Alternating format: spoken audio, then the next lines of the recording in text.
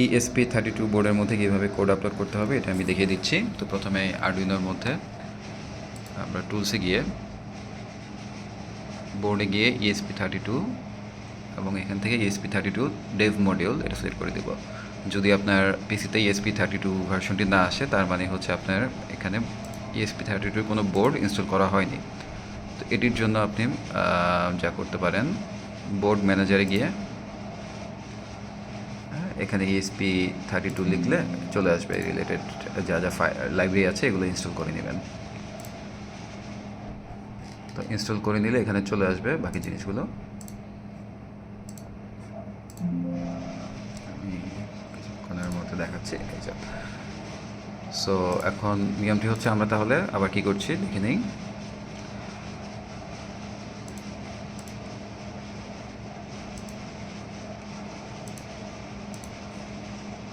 টুলসে গিয়ে ESP32 এবং এখানে ESP32 আরডুইনো, এখানে গিয়ে ESP32 ডেভ মডিউল সিলেক্ট করে নিব। এরপরে টুলসে গিয়ে আবার পোর্টে যাব।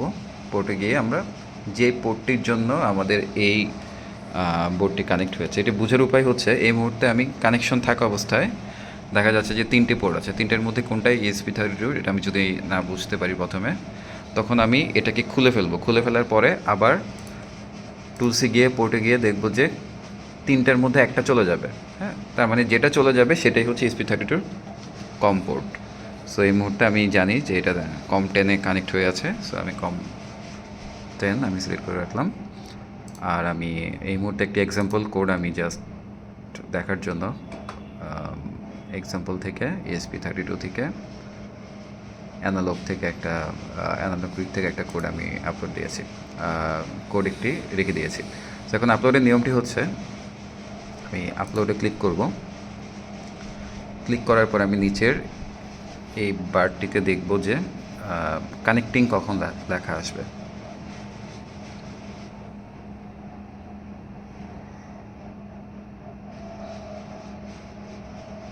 কোডটি ঠিক করে কম্পাইল হলে যখনই কানেক্টিং লেখা আসবে তখনই ESP32-র মধ্যে এই সাইডের যে বাটনটি আছে এই বাটনটিতে প্রেস করে ধরে রাখব। তো প্রেস করে ধরে রাখলে দেখা যাবে যে কিছুক্ষণের মধ্যে এখানে কানেক্ট হয়ে কোড আপলোড হয়ে এই যে ভেরিফাইড হয়ে গিয়েছে, ডান আপলোডিং হয়ে গিয়েছে। সো এই বাটনটি আমাদের অবশ্যই ধরতে হবে, এটা হচ্ছে বুট বাটন। এই বুট বাটনে ক্লিক করে যখন কানেক্টিং লেখা আসবে তখন এই বুট বাটনে প্রেস করে ধরে রাখলে দেখা যাবে যে এখানে সাকসেস রেট দেখা যাবে। হ্যাঁ, তো সাকসেস রেট দেখা গেলে তার মানে ঠিক আছে। আচ্ছা, এই ধরনের নোটিফিকেশন যদি এখানে আমরা না দেখি তখন এটাকে আবার আমরা ঠিক করতে পারবো। ফাইলসে গিয়ে প্রেফারেন্সে গিয়ে এখানে এই টিকগুলা ঠিক এভাবে দিয়ে রাখবো। হ্যাঁ, ডিসপ্লে লাইন নাম্বারস না, এখানে ভেরিফাই কোড আফটার আপলোড আর check for updates on startup, এটা ঠিক আছে। আর show verbose output during compilation and upload, এই টিকগুলো দিয়ে রাখবো। দিয়ে রাখলে অ্যান্ড এখানে সেভ ওয়েন ভেরিফাই আর আপলোডিং, হ্যাঁ টিকগুলো দিয়ে রাখলে হবে কি, যখনই কোড আপলোড হচ্ছে তখন আমরা এখানে দেখতে পারবো যে কত % আপলোড হচ্ছে।